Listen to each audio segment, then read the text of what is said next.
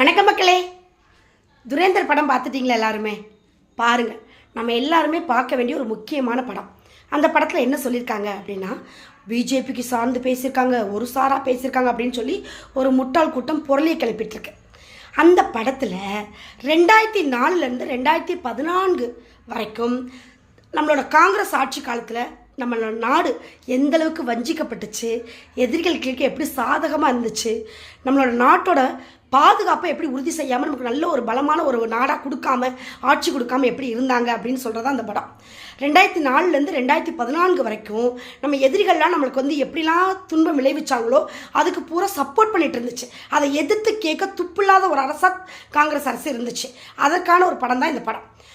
2014 அப்புறம் என்ன, மோடிஜி ஆட்சிக்கு வந்ததுக்கப்புறம் என்ன ஒரு அழகான நாடு பார்த்தீங்களா?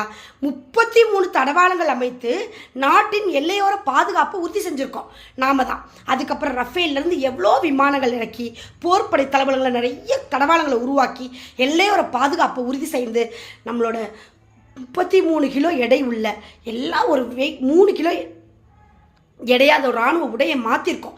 அந்த அளவுக்கு இராணுவத்தை முன்போக்கு சிந்தனையோட முன்னேற்றி ஒரு நாட்டோட பாதுகாப்பை உறுதி செய்து மிகப்பெரிய ஒரு அமைதியான ஆட்சியை கொடுத்தது மோடிஜி அரசு. ஆர்டிகல் 370 இருக்கட்டும், மும்பை குண்டு வெடிப்பு, இதை பற்றிலாம் தெளிவான விளக்கத்தை தான் அந்த படத்தில் சொல்லியிருக்காங்க. அதனால தான் அந்த படம் வெளிவந்தால் அவங்களோட கபட நாடகம் வெளிப்பற்றும், குட்டு வெளிப்பட்டுன்னு பதறது காங்கிரஸ் அரசு.